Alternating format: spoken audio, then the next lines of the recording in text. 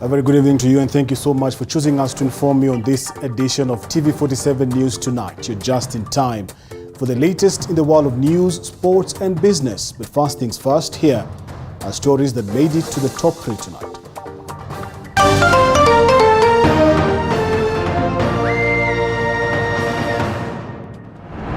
Government says it will be forced to import maize and rice as it struggles to fulfill the pledge to reduce the price of maize flour. Actions are going on.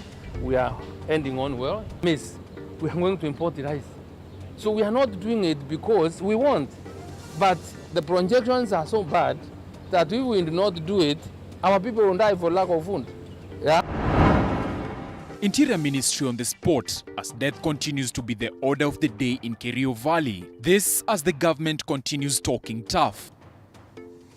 Niko tayari kutumia budget yote ya ministry kuhakikisha tumeangamisha hao vijana. Tumewaangamiza kabisa na kuwatoa katika jamhuri ya Kenya. Stranded after festivities. Hundreds of passengers stranded in many bus termini in largely Nakuru. Nilikuja hapa kama 2 hours ago, came here 2 hours ago, 2.5 hours ago, yes. And even I think I'm lucky to get here. Many decry the lack of PSVs despite fares doubling. Tumesubiri for like 1 hour ndio gari imekuja. But for those who are traveling from Nakuru to Nairobi, I can see it wako na challenge kubwa kiasi. But pia nashukuru wataweza kufika salama.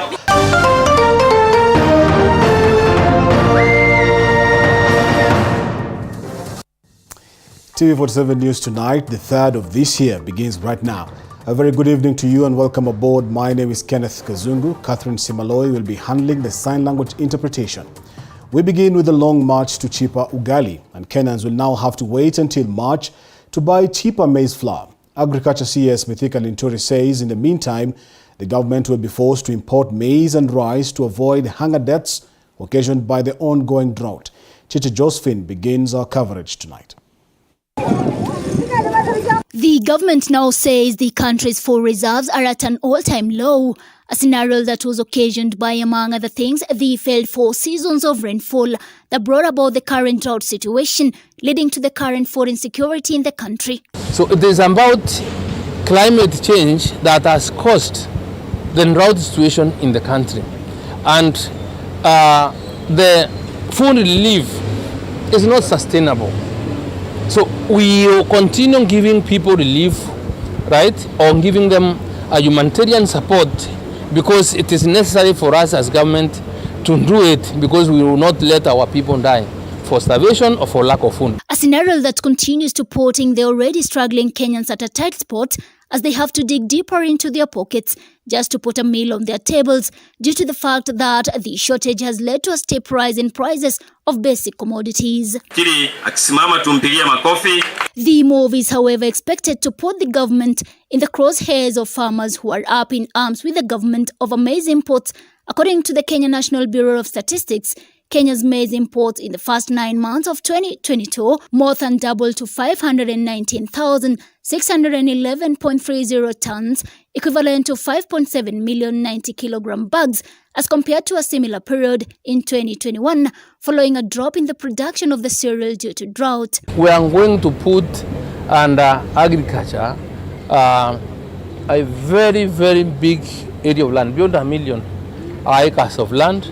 And it's a decision that all public land owned by NYS, ANDC, prisons, that land should not lie idle. We need to produce more food for our people. This is coming just as President William Ruto revoked the intended subdivision of the Galana Kulalu irrigation project. In a statement on Tuesday, the head of state said the 10,000 acres will instead be worked on to produce maize beginning February 2023. The government will, however, be forced to work overtime to navigate around the drought situation, as according to the Emergency Preparedness and Response Manager at the Kenya Red Cross, Venant Ndihila, the number of victims of drought has been going up and is expected to continue going up. We have on the records, of course, 4.3 million, but the numbers are increasing every month. we are seeing a likelihood of the effects to continue and maybe deteriorate even further, because the October, November, December rains, of course, did not perform very well in most of the counties. President William Ruto is expected to hold a meeting with the executive to plan on delivery of services. The meeting, which will involve cabinet presidential advisors and principal secretaries, will be held in Sagana State Lodge, Nyeri County. How are you good people? Chichi Josephine, TV 47. We'll be also focusing on the ongoing bane of drought in the country a little later on, but before that, tonight, Interior Cabinet Secretary Professor Kithure Kindiki has directed security personnel to use their firearms against bandits in the wake of the latest attack that left 2 children dead and livestock stolen in Kerio Valley. Kindiki, who held a public meeting flanked by local leaders while announcing a raft of measures, said he will not sit and watch as bandits continue to terrorize Kenyans. Apollo Kamau reports. 2 days after Daniel Bowen lost 2 of her daughters to bandits and his livestock stolen in the deadly Kerio Valley, Interior Cabinet Secretary Professor Kithure Kindiki, flanked by his transport counterpart Kipchumba Murkomen and other leaders, fired a warning shot against bandits, giving security officers a shoot-to-kill order, saying the killings of the 2 girls will not go unpunished. Nataka muone ule uchungu tuko nao hapa siku ya leo. Mzee mzima analia. Kwa nini? Kijiji kizima kinalia. Kwa nini? Watoto wachanga, wasichana, wasio na hatia, wasio na silaha. Jangili amepiga hao risasi na kuua.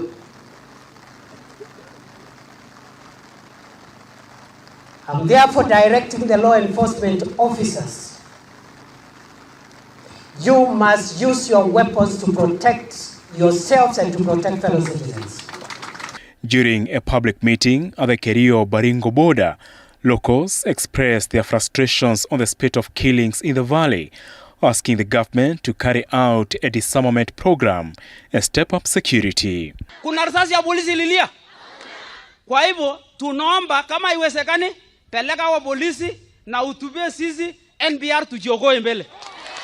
The people we are dealing hapa are hardened criminals.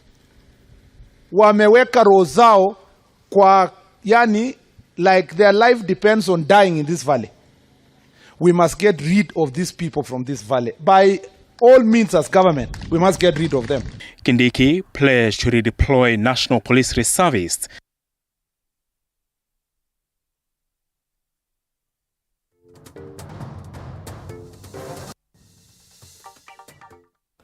We really apologize for that technical hitch. But from banditry in Kerio Valley to insecurity in Nzoia, where business people in that particular county are living in fear following an increase in cases of robbery targeting business people in the area, leading to the death of some. Our correspondent Isaac Famba is in the region and has prepared the following story. Kitale town is one of the busiest towns, including various business and transportation.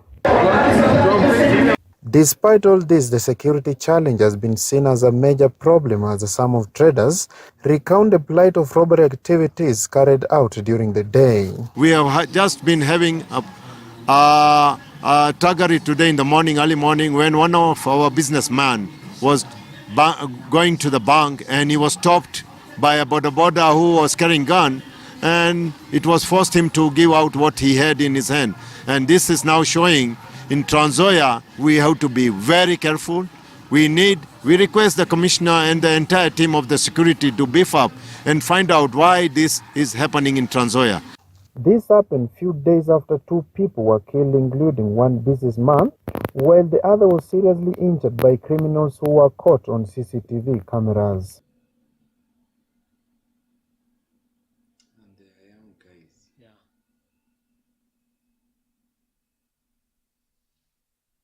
The Nzoia, while Sibanga, Sihendo and Kachibora areas are leading in cases of crime-related murders. Juzi tu kuna mfanyabiashara amewawa hapa ndani ya town. Sinendet kuna mfanyabiashara wameibiwa. Maili 7, maili 8 Na hii mambo iko inaendelea, tunaona kama inaendelea sasa kuwa kubwa, na wanatumia pikipiki wakiibia wafanyabiashara mchana na bunduki. Bwana County Commander, County Commissioner, tunakuomba muweke doria kwa kila streets, muweke askari kwa patrol ili wanabiashara wakue na security na imani ya kufanya biashara. However, the security department led by Police Commander Nelson Shilungi has come forward and urged residents to be careful, including taking security precaution in their business premises. Isaac Famba, TV47, Nzoia County. Elsewhere, travelers in Nakuru County were making frantic efforts to get means of transport back to Nairobi and other destinations after spending the Christmas holidays upcountry. Even after the fares were raised, most passengers remained stranded due to the scarcity of passenger vehicles. They waited for transport at Nakuru Model Line offices for more than 2 hours before they could finally have boarded the vehicle. Model Line Nakuru office operators manager Simon Gigi says they have been forced to hike fares to cater for matatus that are coming from Nairobi empty to ferry passengers to Nairobi.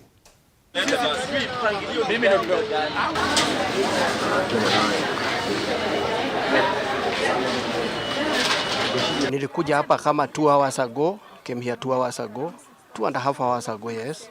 And even I think I'm lucky to get here. Nimekuwa hapa tangu sana, nimemaliza like 1 hour. Na naona usafiri bado iko sawa kwa upande yetu, for those traveling from Nakuru to Kisumu. Tumesubiri for like 1 hour ndio gari imekuja. But for those who are traveling from Nakuru to Nairobi, I can see wako na challenge kubwa kiasi, but pia nashukuru wataweza kufika salama. Leo tumekuwa na changamoto ya abiria kuwa wengi zaidi. Sababu ukiangalia kutoka saa 10 tulianza kubeba watu na mpaka dakika hii hawajaisha. Ni kama maji yamezidi unga.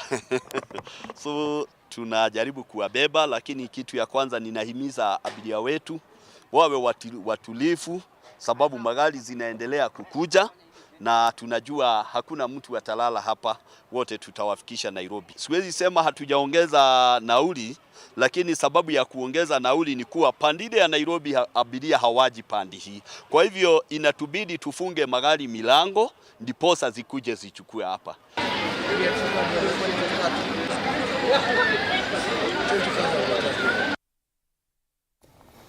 Moving on, and the mother of 2 children who are said to have been killed in their home in Kerio Village in Embu County will remain in police custody for 14 days to allow probe completion. Detectives from the Directorate of Criminal Investigations want the 14 days to conclude investigations. Collins Lusweti with more details on that story.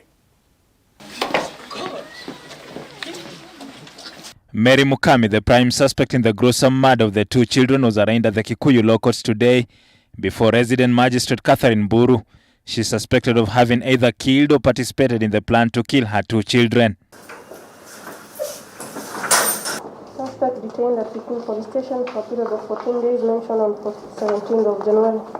The 2 children, Brian Kinyanjui, age 7, and Elizabeth Wambui, age 3, were found murdered in their mother's house in Kerio area, Kikuyu constituency, Embu County, on New Year's Eve. Kini mama alikuwa kwa nyumba na ndio umeona tumemchukua ndio tuende atusaidie na uchunguzi. Mukami was arraigned before the Kikuyu Law Court Senior Resident Magistrate Catherine Mburu, with the prosecution led by investigating officer Paul Moria seeking 14 days to continue detaining her in order to conclude investigations.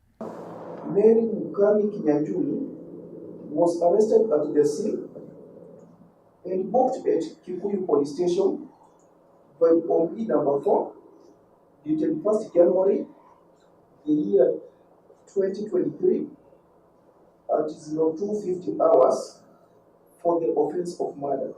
The murder of the 2 children occurred in very unpleasant circumstances, with Kikuyu CPD Catherine Ringera noting that the boy's body was discovered with his hands tied behind his back and his head immersed in a bucket of water. Nikaona kweli ni watoto wawili wameuliwa. Mmoja ako kwa ndoo ndani na kichwa na mmoja amelala akiwa amefungwa mkono. Sasa wakati niliona nikatoka, nikachukua pikipiki imekuwa hapo kwa barabara, tukaenda mpaka the Murder Police Station. Nikawaeleza na hapo tukakuja nao pamoja. The matter will be mentioned on January 17, 2023, with the suspect being detained at the Kikuyu police station.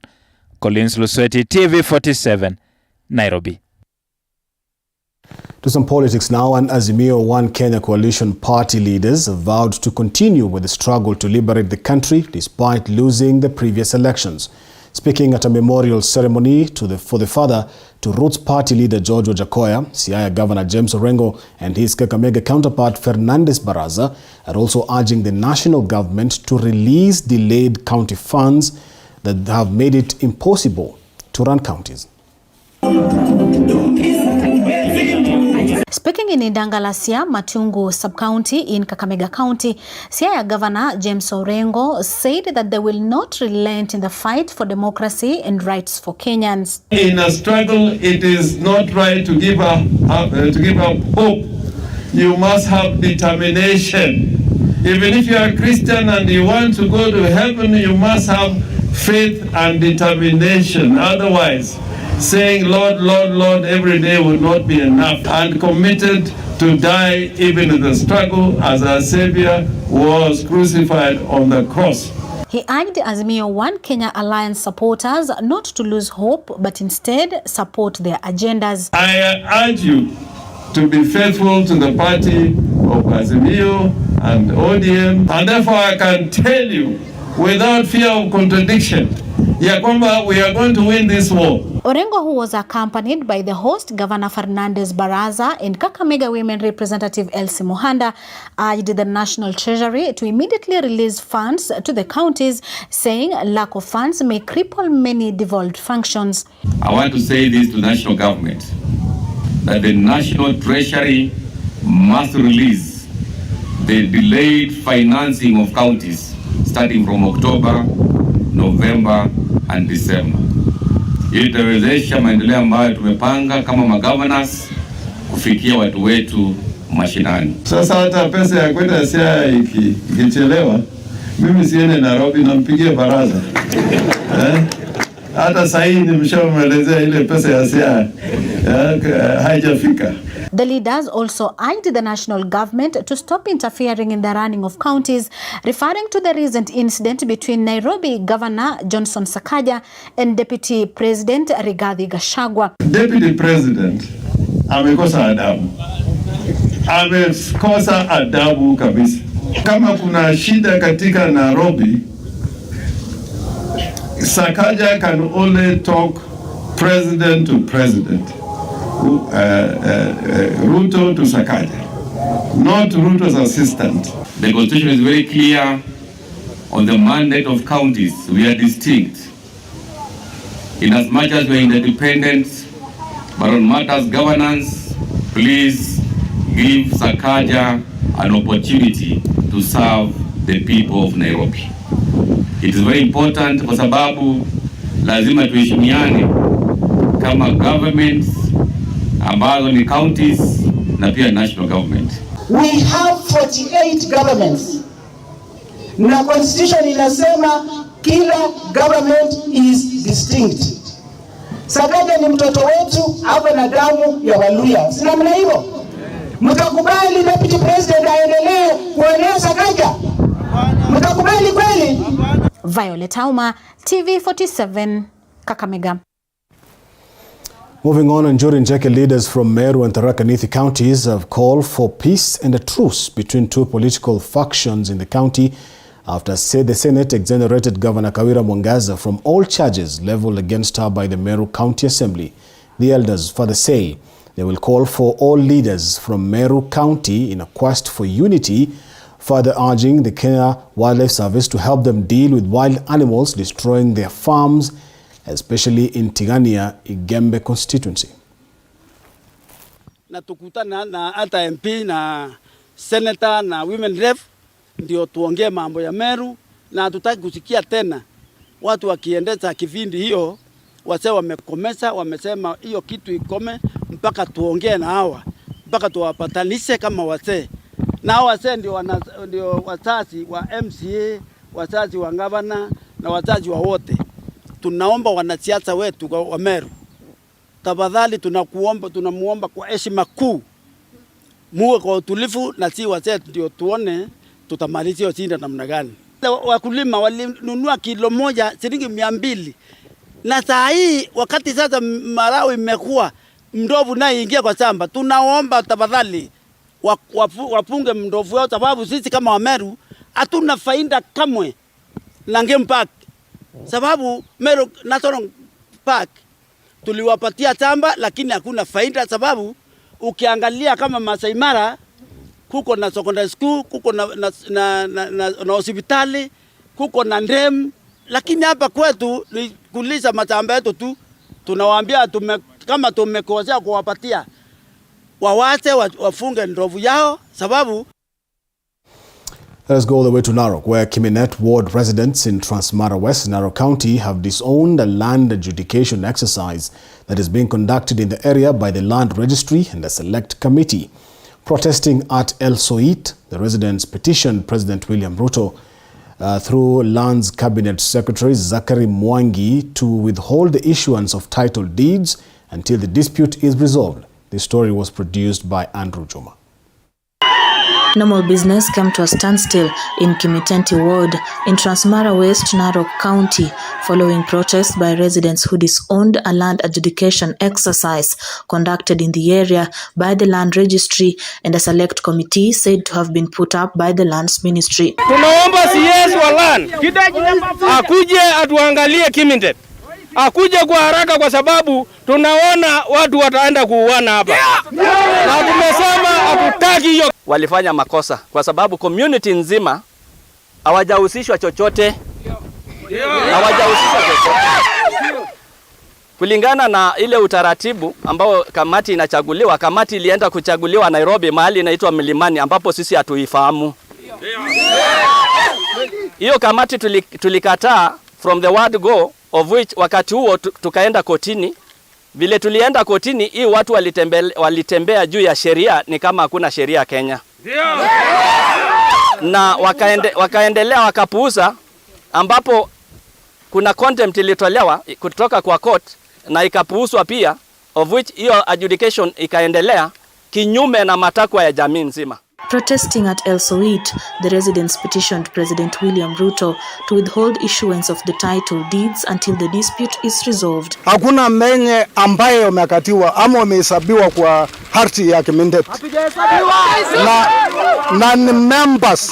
Na ni members watu ambaye alizaliwa hapa, mababu sao, mababa sao, na wamekataa. Alikata hati kwa kulingana na mrengo ya kisiasa.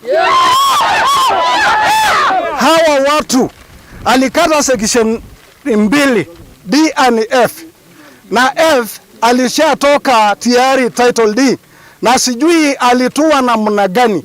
Unasikia alitumia mashamba wetu ama hao watu kupatia wadosi, watu wakubwa kuhusia ili title afanye nini, apatikane.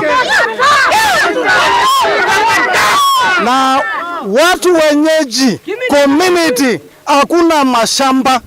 Unauliza serikali yetu utukufu ikiongozwa na president wetu.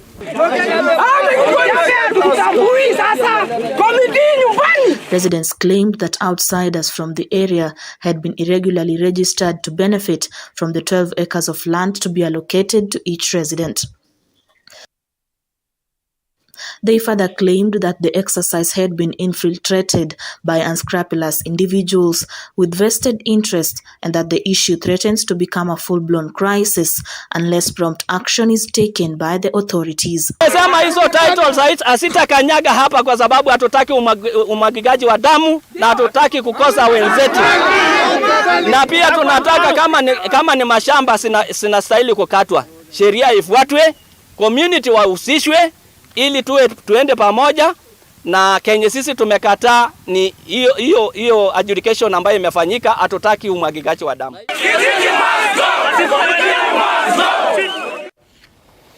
Moving on, the Institution of Engineers of Kenya, or the IEK, are calling on the government to form a multi-agency task force to carry out forensic audit on all the buildings that have collapsed so as to formulate measures and prevent further future recurrence, while at the same time calling on the two levels of government to employ more engineers who will be instrumental in assessing constructions, as TV47's Moige William now tells us. The year 2022 witnessed a number of buildings crumbling down, majority under construction in the counties of Nairobi and Kiambu, which was majorly blamed on the quality measures put in place while on construction.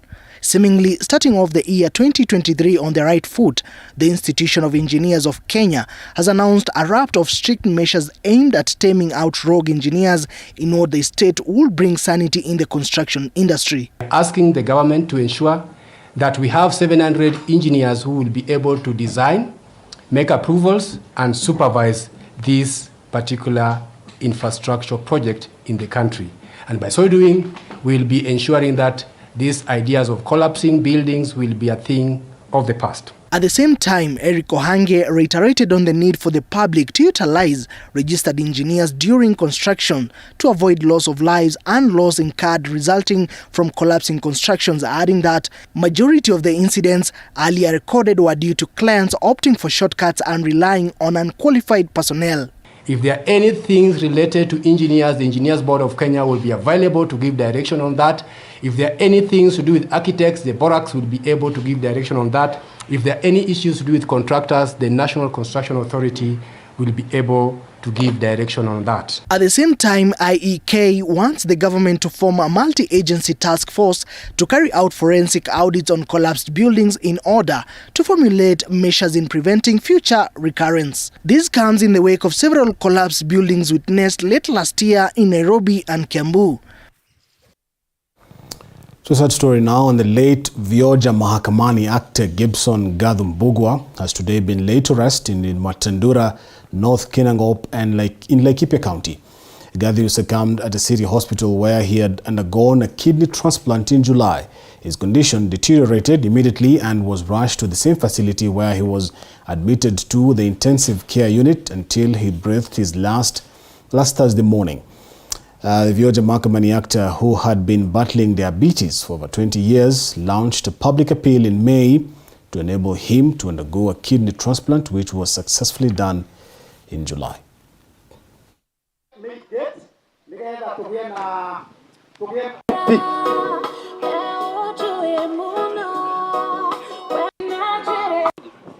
Diabetes for over 20 years, launched a public appeal in May this year to enable him undergo a kidney transplant, which was successfully done at Medihill Hospital in Eldoret in July 2022.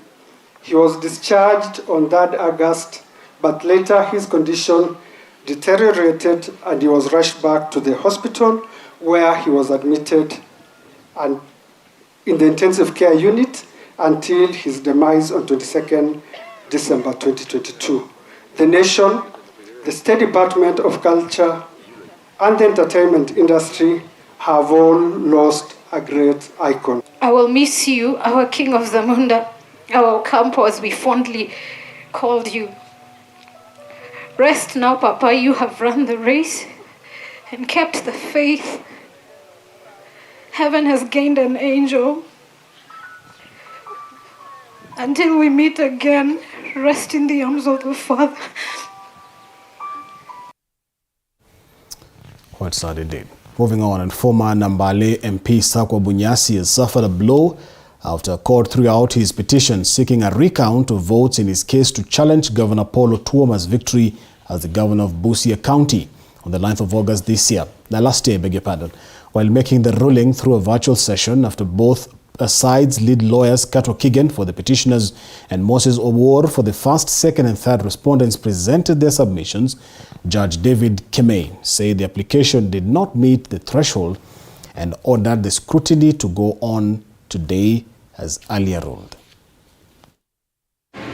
With any evidence of whatever nature, whether particular as or more to order in a manner or scope that it intends with polling station diaries so that they can make references. Application of October 2022 and procedural electoral laws. So we say that you lack jurisdiction to that extent. is to be met when order for review are well set up. All right, at 9:30, we want to take a very short break right here on TV47 News. Tonight, on the other side, we'll be having many more stories. You want to stick around for that.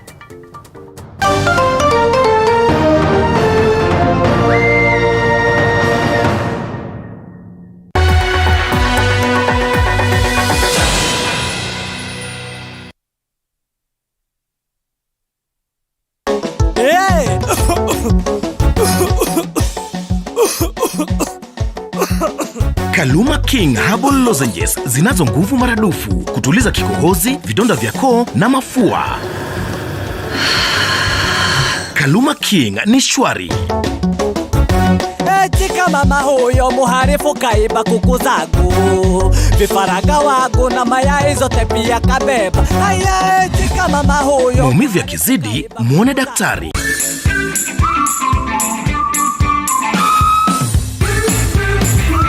Do pimples have you covering up and hiding? Well, let's treat acne in 3 easy steps. Acne's Creamy Wash for acne-prone skin removes excess oil and dirt. Acne's Soothing Toner soothes inflammation, nourishes and hydrates skin. Acne's Sealing Gel clears acne-causing bacteria. Mentholatum Acne's, a new beginning for clear skin.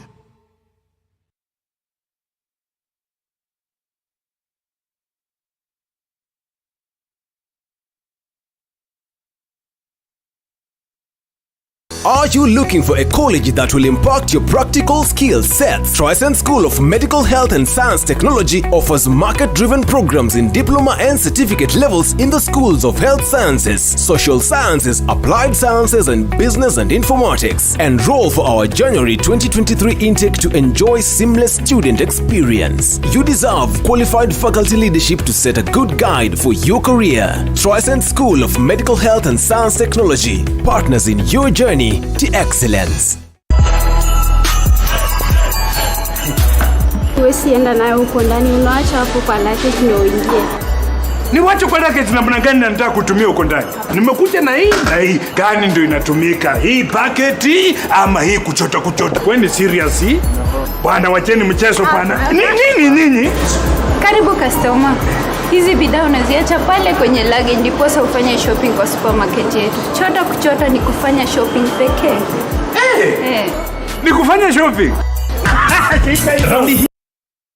Na Hitia Supermarket ndio best. Kwa mara nyingine tena, Hitia Supermarket inakuletea kuchota na Hitia Supermarket. Kushiriki shindano la chota tuwe karibu nawe Kitale, Bungoma, Eldoret, Kakamega, Kisumu, Busia, Naivasha, Limuru, Nairobi, Thika, Nyeri, Meru, Chuka na Maua. Nunua bidhaa ya shilingi 600 na zaidi na utapewa raffle ticket. Jaza vizuri na utumbukize kwa sanduku iliyo mlangoni. Utakuwa umeingia kwa draw ya kujishindia zawadi Dahatsumira, pikipiki 21 aina ya TVS, 1130 school fees, TVS, shopping vouchers na vingine vingi. Basi, ni huku.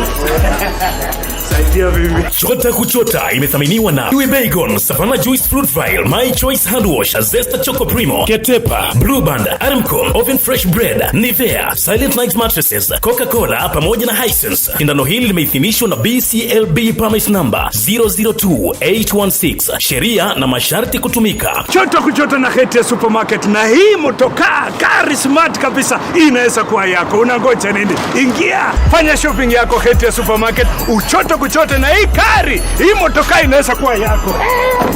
Mtu anaweza pesa kwa buti. Hitia Supermarket, a world of choice. Imagine starting your academic journey here at the foot of Mount Kenya. A place where you can call home.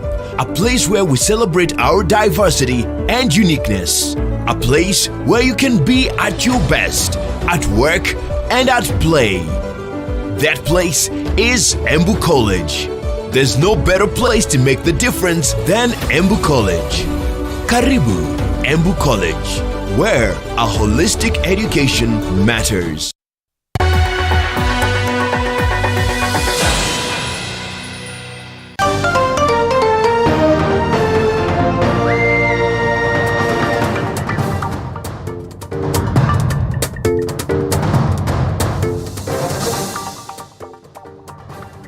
right, welcome back and thank you so much for staying with TV47 News tonight. Now, a recap of our earlier story, and tonight, Interior Cabinet Secretary Professor Kithure Kindiki has directed security personnel to use their firearms against bandits in the wake of the latest attack that left 2 children dead and livestock stolen in Kerio Valley.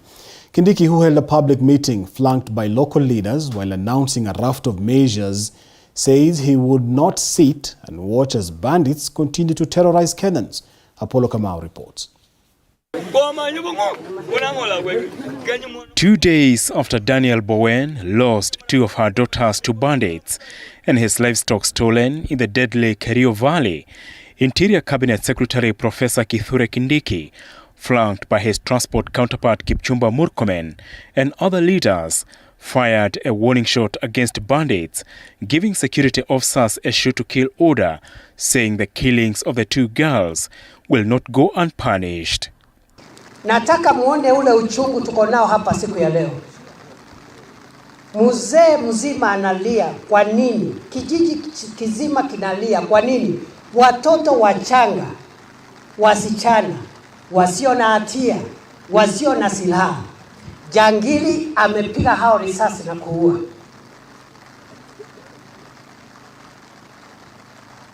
I'm therefore directing the law enforcement officers.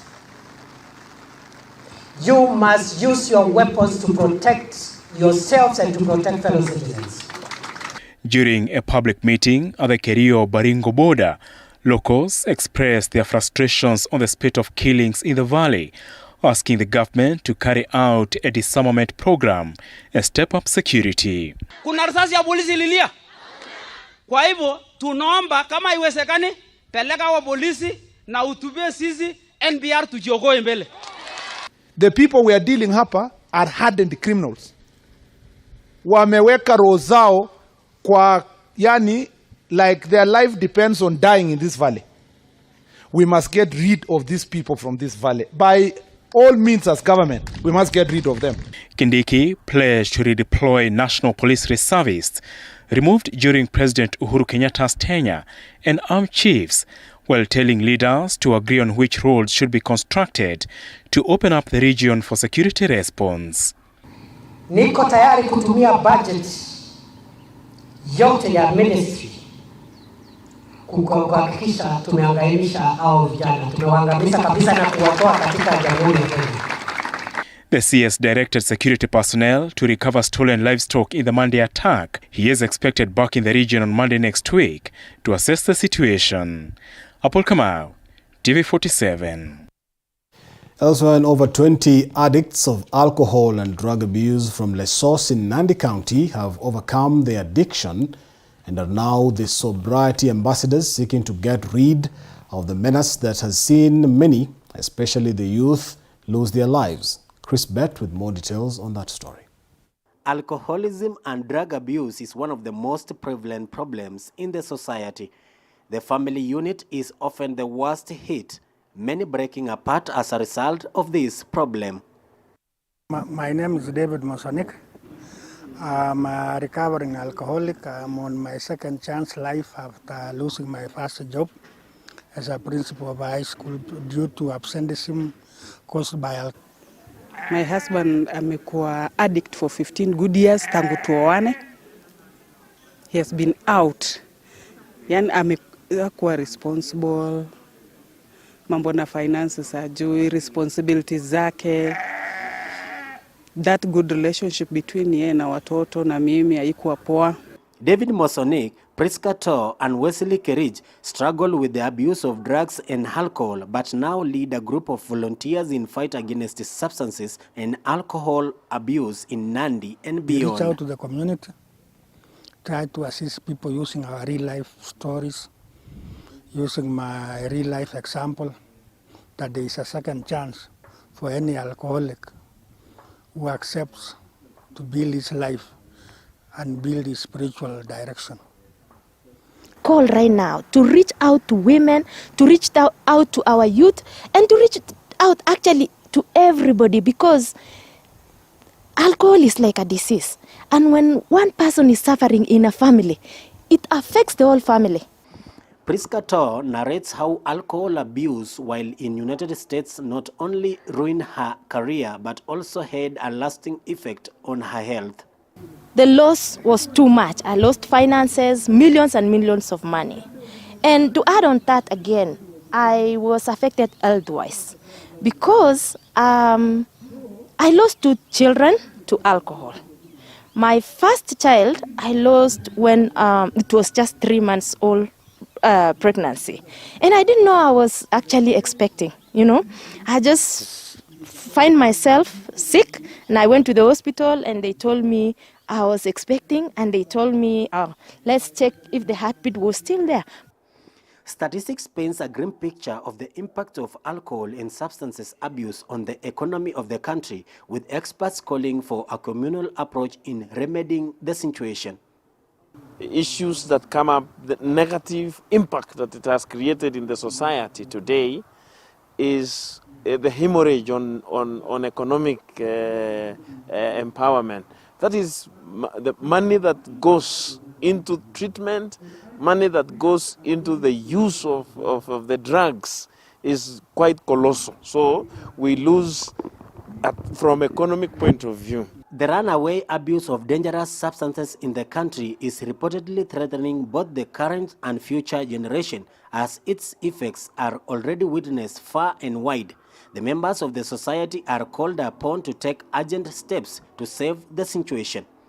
Chris Bet, TV 47.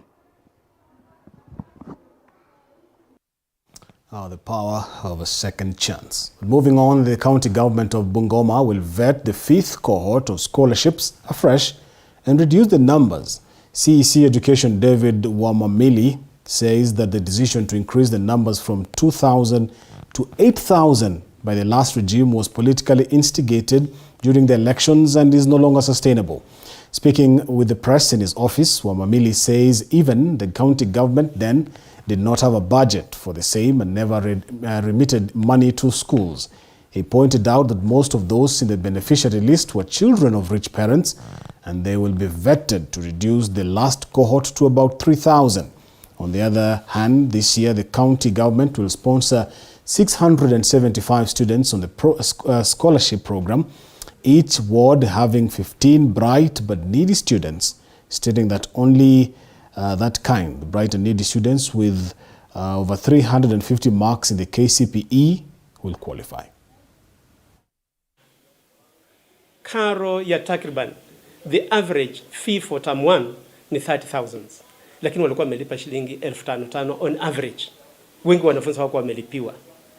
Nafikiri mtu ambaye huwa anaingia kanisani na kutaja kwamba walikuwa wakifadhili wanafunzi 8,000 ni kosa na ni dhambi. Hayakuwa yakifanywa. I think the number are just astronomical. There is no way we can sustain those numbers, and therefore we are going to do revetting of cohort 5. Those 7,000, not all of them actually are needy. So we are going to begin the revetting program from 5th of this month to make sure that we bring down the numbers to sustainable levels. Moving on, and residents of Karie, Kadhera and Kabogori areas in Mavura Ward, Embu County have continued to decry increased cases of insecurity in the area, while calling on the government to empower the Nyumba Kumi members to enable them respond effectively. Police officers from Kiritiri Police Station in Mbeere South are holding a man suspected to have been involved in a robbery incident in the area following a response to a distress call by residents of Karie area. 2 other suspects managed to escape. Elected leaders in the area want security to be beefed up.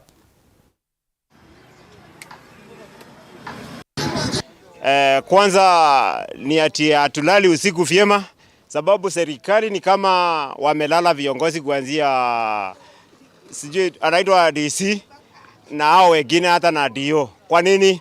Kutoka mahali police post iko mpaka mahali kwingine mahali police post iko kuna sehemu kubwa sana pale katikati. Ningeomba serikali katujengee police post moja hapa katikati, sababu ya hapa kumeongezeka wizi, Na hata hizi mambaa zinauzwa bila mpangilio ile wanasema kwa serikali bado hawaitimizi, sababu tunakutanga asubuhi wamefungua, sasa hapo wamefungua, saa 8 wamefungua, jioni wamefungua, na hata jioni na hata usiku. Kwa naomba hiyo jamaa mwenye alishikwa hapa, kama wezi wengine wapatikani, aachiliwe, Kavondole yote ishe, polisi waletwe upya na watolewe, hata kama ni Turkana waletwe wengine wapya. Kavondole ikuwa kuna askari huko, ndio usukani ishikwe upya. Sababu wasaidii. Tunajua siku hizi askari wanakaa kwa DCC na sub county, lakini tungeomba every location iwe chief awe na askari ambaye wale wamefunzwa vizuri, ndio ikitokea kitu kwa vijiji ndio askari awe anaenda na chief awe akienda na askari wake na kukamata wale watu kwa haraka kuliko kungojea mpaka siku ile hiyo mambo itafanywa investigation. Hiyo inaweza kusaidia.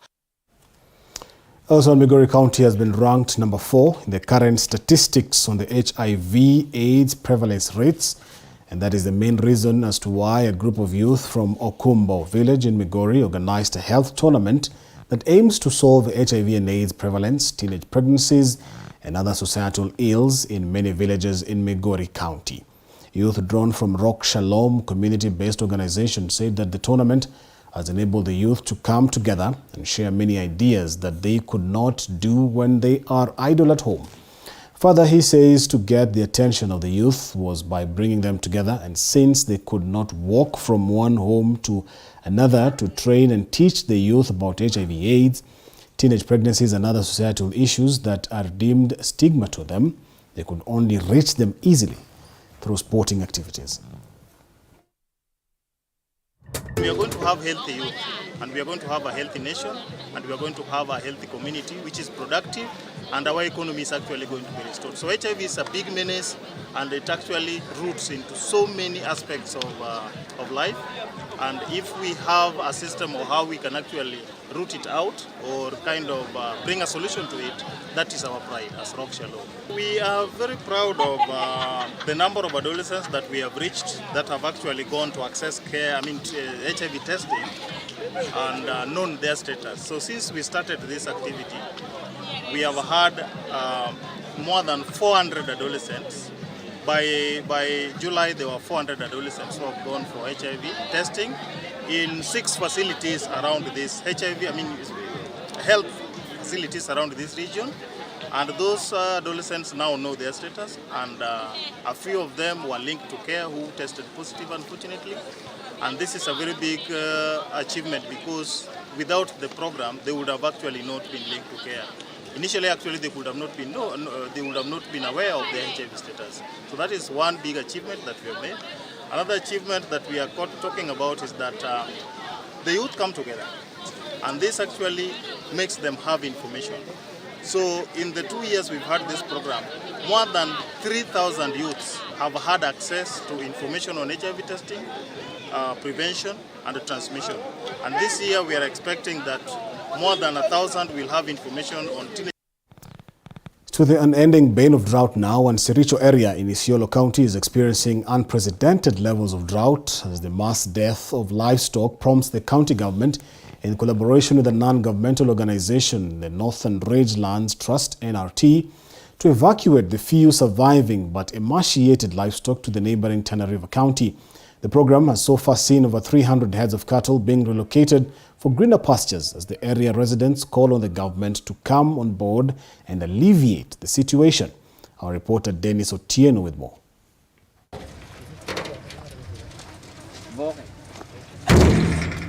Residents of Sericho Ward in Gabratula Sub-County, Isiolo County, are counting huge losses following the death of livestock over the past few months due to severe drought experienced in the area. Carcasses of livestock litter the landscape around Sericho town, and a foul stench rents the air. In a bid to rescue the surviving but extremely emaciated animals that are on the verge of death, the county government of Isiolo and the Northern Rangelands Trust (NRT) organization have rolled out a program to evacuate them to areas of Tana River County where there is pasture after receiving some rainfall during the last few weeks. Through Through the Sericho Community Conservancy, the Northern Rangelands Trust provided 2 trucks, with the county government providing fuel and other logistics to facilitate the ferrying of the remaining livestock to Bura in Tana River County and other areas of Isiolo County, such as Kulamawe, Kina, and Barambate, that have also received some rainfall. According to Sericho Community Conservancy Chairman Hersi Halahe, who is coordinating the livestock evacuation program together with Sericho Ward Administrator Idris Golicha Jarso, the program began 5 days ago and is scheduled to continue until all surviving but emaciated animals that are unable to walk are evacuated. Kazi hii tuko na changamoto nyingi sana. Mifugo nyingi huwa zinakufa barabarani kwa sababu wako na njaa. Wengi hata kabla hawajafika wamekufa. Wengi wakifika tu wakiona ile nyasi green, wakikula tu kidogo tena wanakufa. Hata tunashangaa ni kwa sababu gani. So hii responsibility sio ya NRT peke yake. We have got so many NGOs, we have got so many organizations around ambapo wanakaa tu kwa maofisi yao huko Isiolo, sijui wanafanya nini huko. And this is the time that we need them. Over 300 heads of cattle have already been relocated to Tana River County, a distance of at least 300 kilometers each trip, ferrying 52 animals.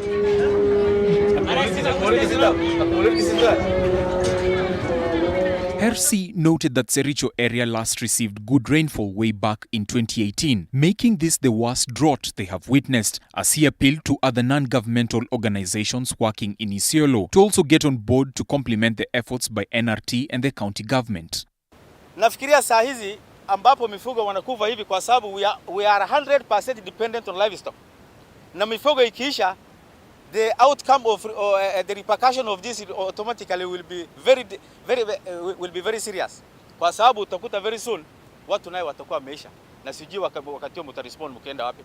Tunaomba watu tupate msaada ya kutosha ya chakula ya wanyama na kila kitu. The ward administrator Idris Golicha said that all the 6 locations within the vast Sericho ward, namely Modogashe, Padana, Iresaboru, Eldera, Komorbula and Sericho, are hard hit by the current prolonged drought situation, with over 10,000 cows succumbing to the drought in the last few months. Still tunaogopa kwamba zaidi inaweza kufa, na sasa sisi kama county government pamoja na tumewacha other budget na tukafanya more intervention on this drought.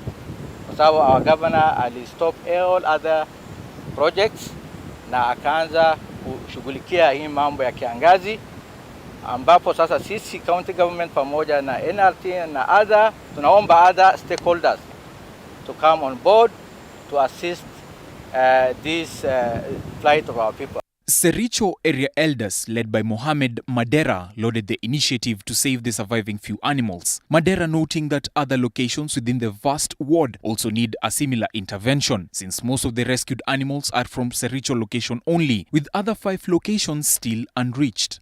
Hii nifikiri location ile ambayo imebahatika, ambayo imerokota mifugo ya kupeleka mahali iko malisho sana ni moja ambayo ni Sericho, ile nyingine wajabahatika mpaka saa hii imeanza kusaidia Badana na Iresaboru hii ya leo. According to Asmai Hemo, a resident of Sericho, the prolonged drought situation means residents of the area have nothing to smile about, even as other Kenyans celebrate the new year.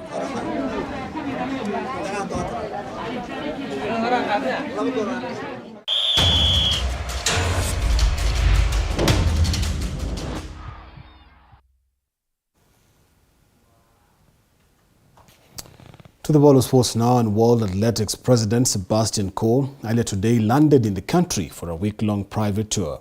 Coe is, however, expected to meet with athletes, Athletics Kenya officials, as well as government officials before proceeding to the coastal region. According to the Athletics Kenya President Jackson Tuwei, who received Coe at the Jomo Kenyatta International Airport, stated that he is expected to meet with Sports Cabinet Secretary Ababu Namwamba on Wednesday before having the session with athletes, coaches and officials.